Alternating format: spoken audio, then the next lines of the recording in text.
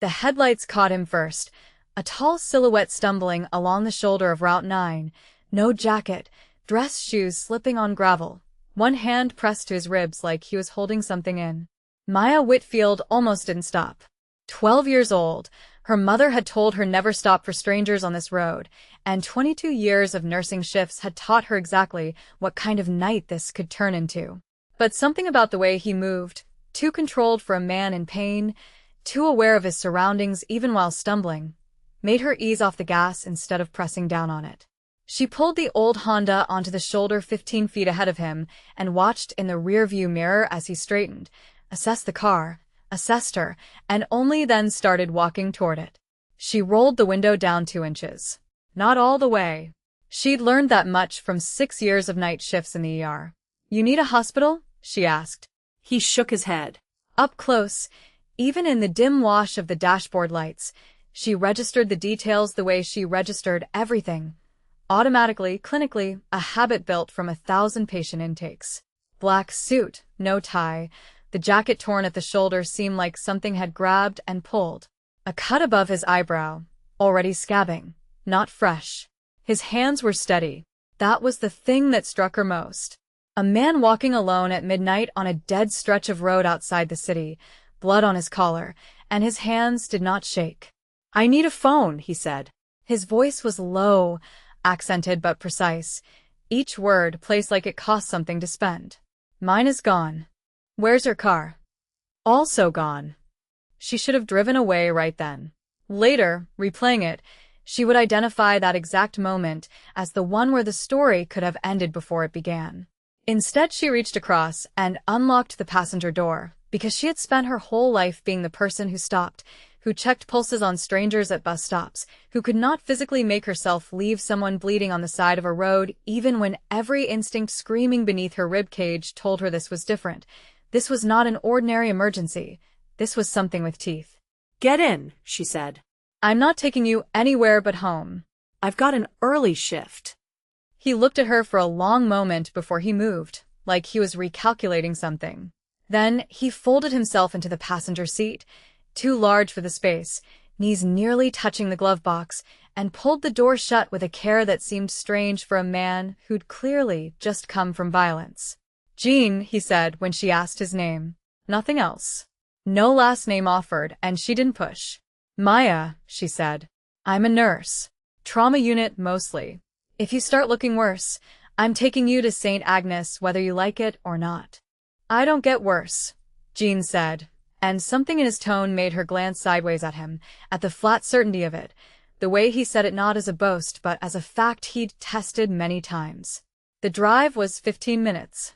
He gave her cross streets in a part of the city she vaguely recognized, Koreatown, the good side of it, the side with the tailored storefronts and the restaurants that didn't need English signage because everyone who mattered already knew where they were.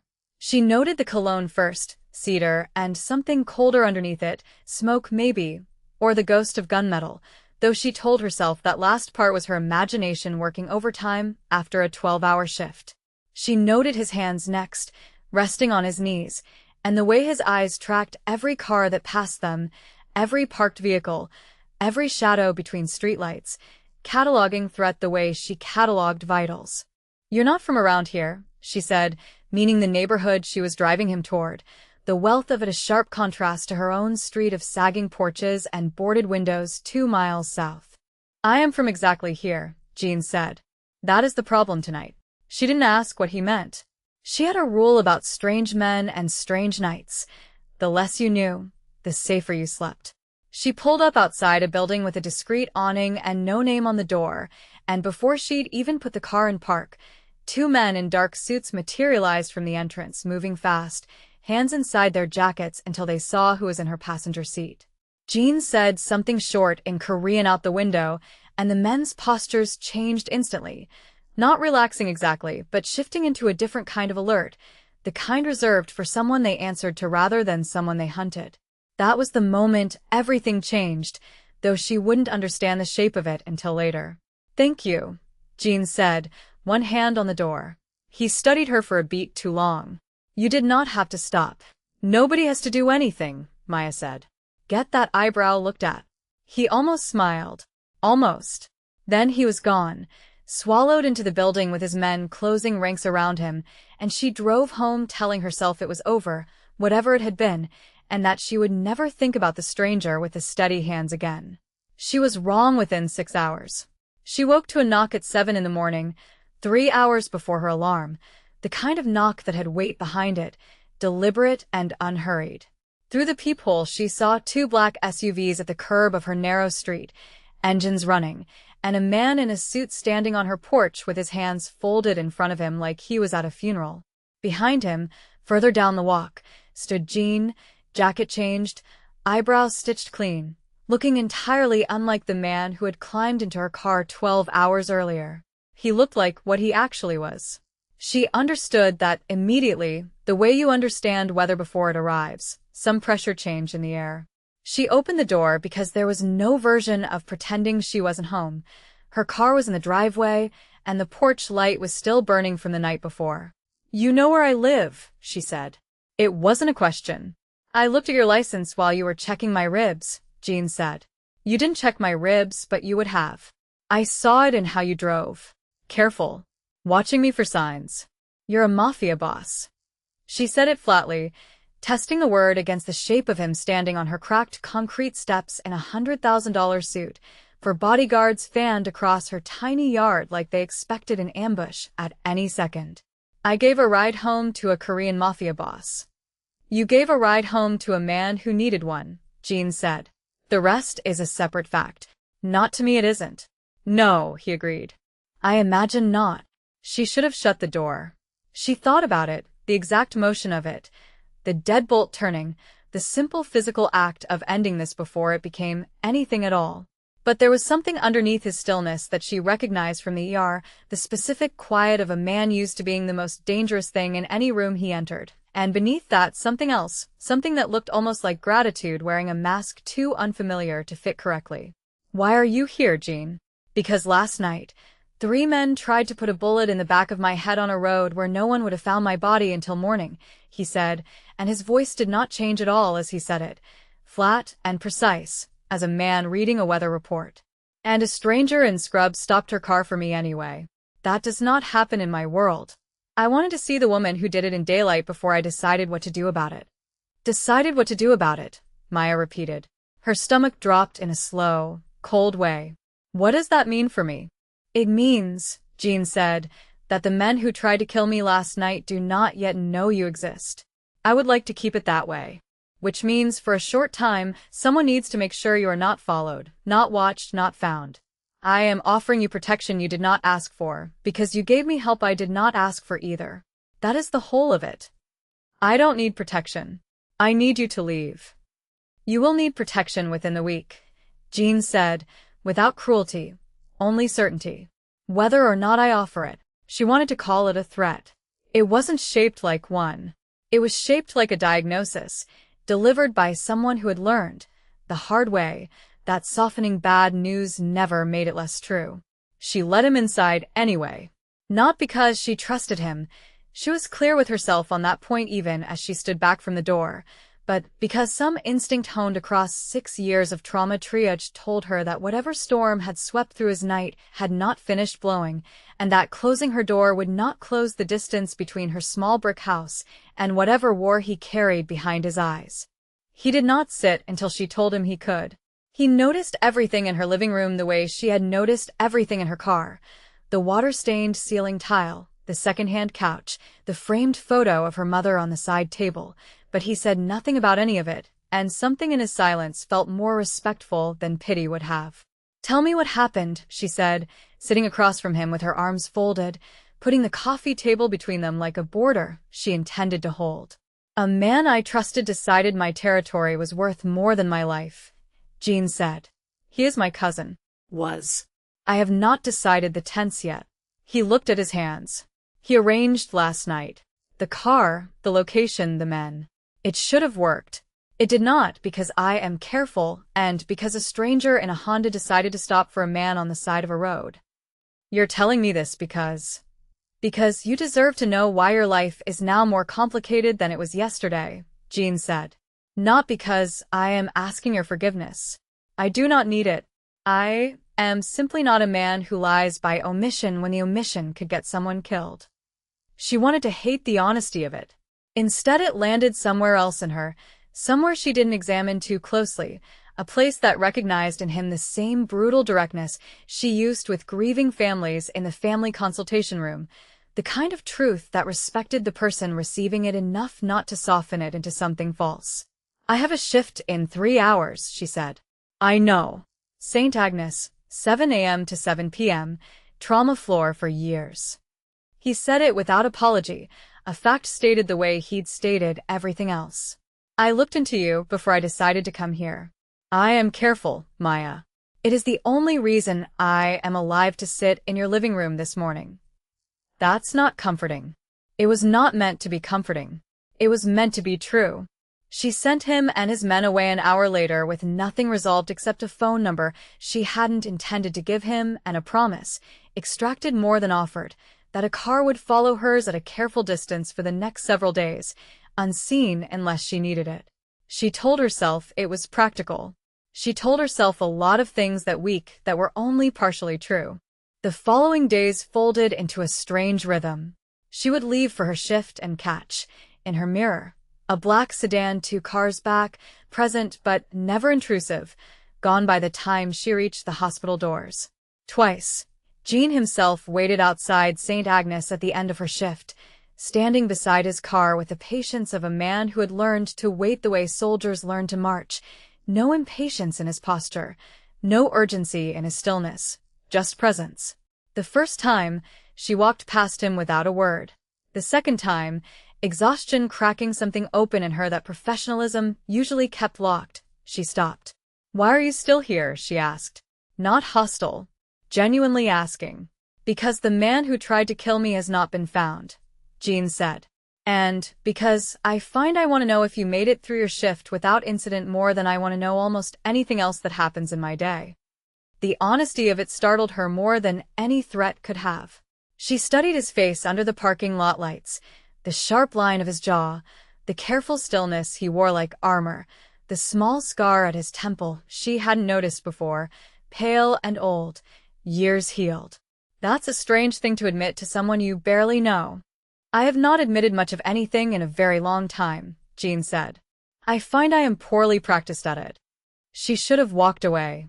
She got in his car instead, told herself it was only because her own had a dying alternator and the walk to the bus stop wasn't safe after dark, told herself several other things too, none of which fully explained why she stayed in the passenger seat 20 minutes after he'd parked outside her house, both of them silent, the city noise outside muffled by tinted glass, his cologne filling the small space between them, cedar and smoke, warmer than she remembered from the first night. "Tell me about the woman," she said finally, because the ER had taught her that some silences needed to be broken before they calcified into something unspoken and permanent. "The one who made you like this." His jaw tightened. For a moment she thought he wouldn't answer, and she almost apologized for asking. Then he spoke, low and even, each word placed with the precision of a man defusing something. "Her name was Yuna," he said. "She worked for the organization my father built, handling the parts of the business that required a woman's face instead of a man's fists. I loved her the way you love something you are not permitted to keep. When my cousin discovered it, he used her to send me a message about the cost of divided loyalty. She did not survive the message." He looked out the windshield instead of at Maya. "I have not let anyone close enough to matter since. It seemed safer for everyone involved. And now a stranger stopped her car for a bleeding man on a dark road, and I find myself outside a hospital at 7 in the evening waiting to see her face," Jean said. "I do not have a clean answer for what that means. I only know it is inconvenient, and I have stopped being able to make myself care." Maya sat with that for a long moment, the weight of it settling somewhere beneath her sternum, in the same place she carried every hard truth a patient's family had ever handed her. "That's not tenderness, Jean. That's a warning." "Yes," he agreed. "I am aware." She got out of the car anyway when they reached her house, and he did not follow her to the door, and that restraint, more than anything else he could have said, was what convinced her the danger in him was real, and the man underneath it might be too. The threat found her 9 days later, exactly the way Jean had predicted it would, though not in the shape either of them expected. She was walking to her car after a double shift, feet aching, mind already 3 hours ahead planning sleep, when a man she didn't recognize fell into step beside her in the hospital parking garage. Too close, his hand closing around her upper arm before she'd fully registered the danger. "You're going to get in a car with me," he said low, urgent, "or your friend Jean finds out what happens to people who help him." Every instinct from 6 years of de-escalating combative patience fired at once. She did not scream. She did not freeze. She drove her elbow backward into his solar plexus with the exact economy of motion she used when a 200-pound patient came out of anesthesia swinging, and when his grip loosened, she twisted free and slammed her keys, blade out between her fingers, across his cheek hard enough to draw blood. He staggered back with a curse, and that half-second was enough for her to reach her car, lock the doors, and dial the number Jean had given her with hands that did not shake nearly as much as she expected them to. He arrived in 6 minutes. She would later learn he had been 11 minutes away and had broken every traffic law in the city to close that distance, though he never said so.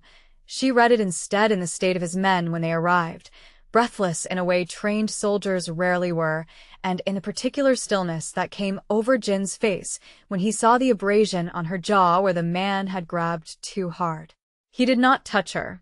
He stood very close, close enough that she could feel the heat coming off him, close enough that his cologne wrapped around her, cedar and smoke, and his voice when he spoke was quieter than she had ever heard it, quiet the way a held breath is quiet. "Tell me what he looked like," Jean said. "I hurt him," Maya said, instead of answering. "I want you to know I hurt him first." Something moved behind Jin's eyes, something that was not quite a smile, but occupied the same territory. "I know," he said. "I saw the mark on your keys." And then, quieter still, "You should not have had to." "No," she agreed. "I shouldn't have." That was the moment she made the choice that would define everything after. Not a grand declaration, not a dramatic gesture, just a simple, cold decision made in a parking garage with adrenaline still burning through her blood. She could walk away from this. She could tell Jean to keep his men and his money and his war and never speak to her again, and there was a version of her life where that was exactly what happened, where she went back to 12-hour shifts and a quiet house and never thought again about a stranger on a dark road. Instead, she looked at him and said, "Find out who sent him, and then let me help you end this, because I am done being someone your enemies can use as leverage." "That is not how this works," Jean said. "You are not part of this world." "I wasn't," Maya said. "Then a man grabbed my arm in a parking garage and told me your name like it was supposed to make me afraid of you instead of him. So, I think I'm part of it now, whether either of us wanted that or not." He studied her for a long moment, and something in his posture shifted, some old certainty cracking under the weight of her refusal to be protected in the passive way he clearly intended. "You are not what I expected," he said finally, "when I decided to come to your door." "Neither are you," Maya said, and meant it in ways that had nothing to do with danger. The days that followed moved faster than she could fully track. She learned pieces of his world in fragments. The cousin, Sangwoo, who had orchestrated the attempt on Jin's life and was now hunting for any weakness he could exploit, any leverage that might force Jin's hand before the organization's council convened to decide whose claim to leadership was legitimate. She learned that the parking garage attack had been a message, not an accident, meant to prove that Jin's carelessness with a stranger had already cost him control of information he could not afford to lose. She learned, too, in the small hours when neither of them could sleep and ended up sitting on her back porch steps with 2 cups of coffee going cold between them, that Jean had not laughed.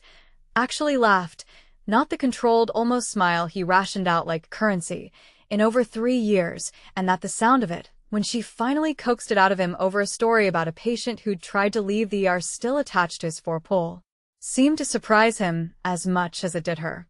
"You are the first person in longer than I can measure who has made me feel like I am allowed to be a person and not only a name people fear," Jean said one night, low, almost involuntary, the words seeming to cost him something to release.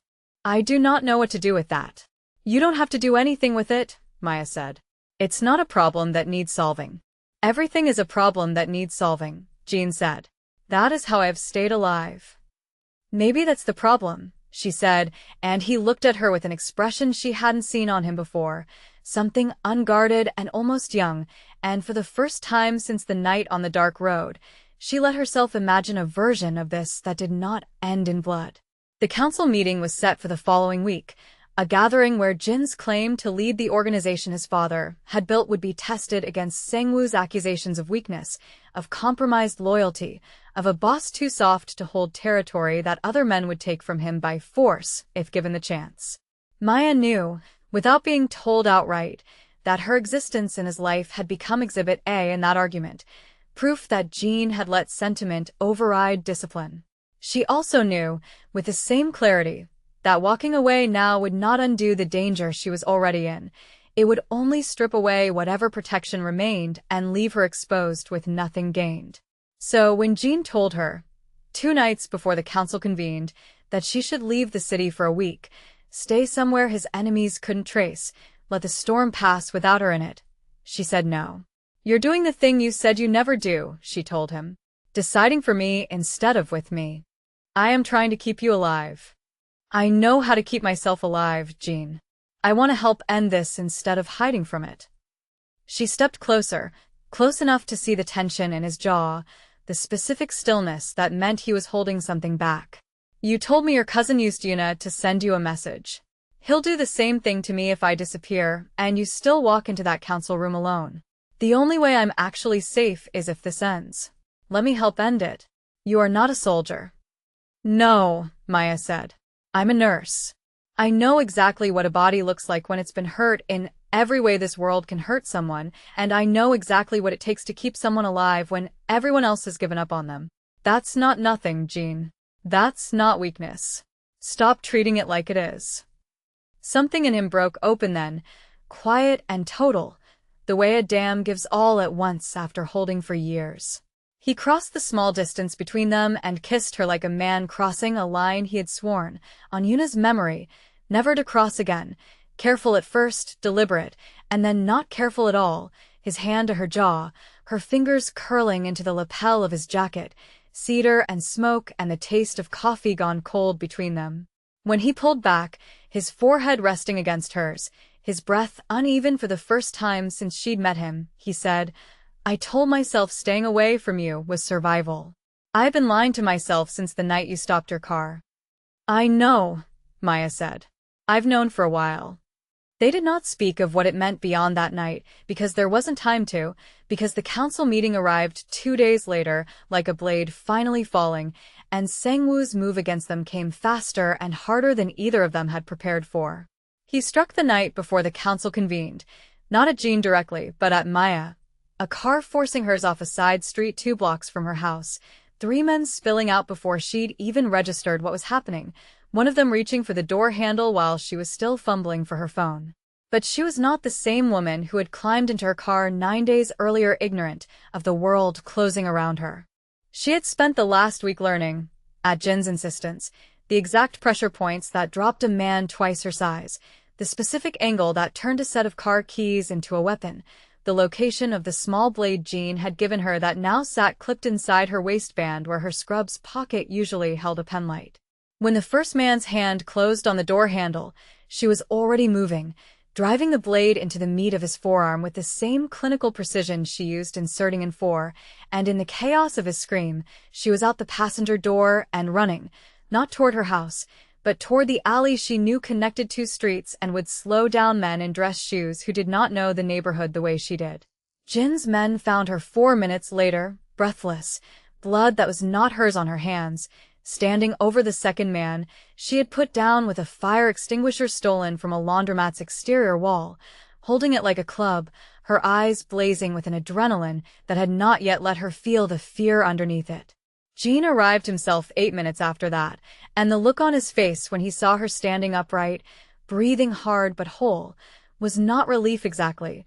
It was something closer to recognition, like he was seeing, finally and fully, the shape of the woman he had let into his world.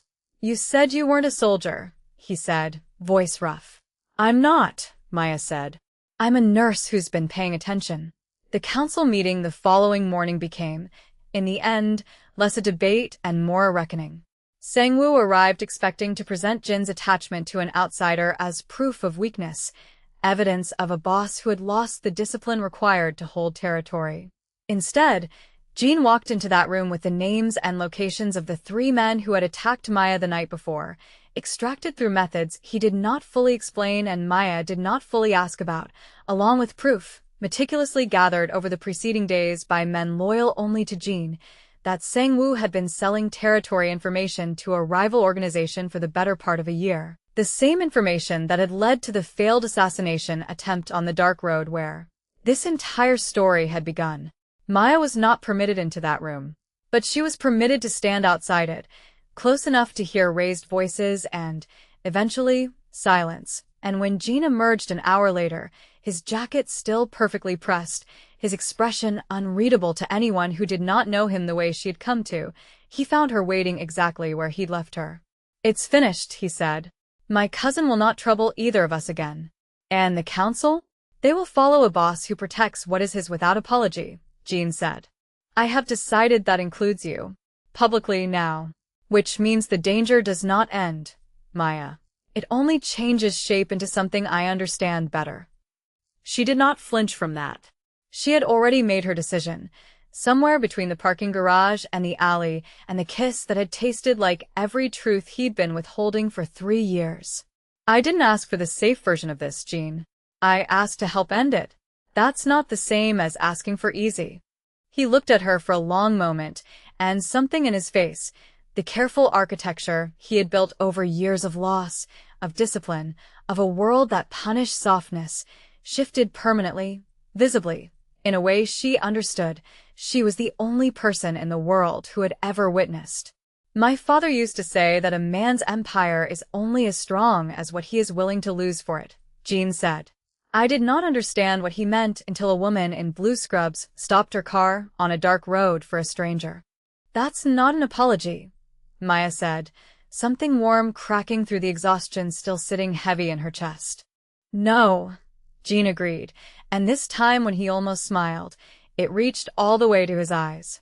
"It is closer to a confession." They stood there together outside the council room, the city continuing its indifferent noise beyond the windows, and Maya understood, with the particular clarity that came from having survived something neither of them could take back, that she was not choosing safety, and she was not choosing a fairy tale ending wrapped in silk and easy promises. She was choosing him, the man beneath the empire, the stillness beneath the violence, the confession beneath the silence, with her eyes fully open to everything that choice would cost her, and finding, when she weighed it honestly against the version of her life where she had simply driven past a stranger on a dark road, that she would make the same decision again without hesitation. Some cars we get in to know exactly where the road leads. This one, she thought, watching Jin's hand find hers without either of them quite deciding to let it happen, she was glad she had chosen anyway. If this story kept you up past your bedtime, you already know what to do.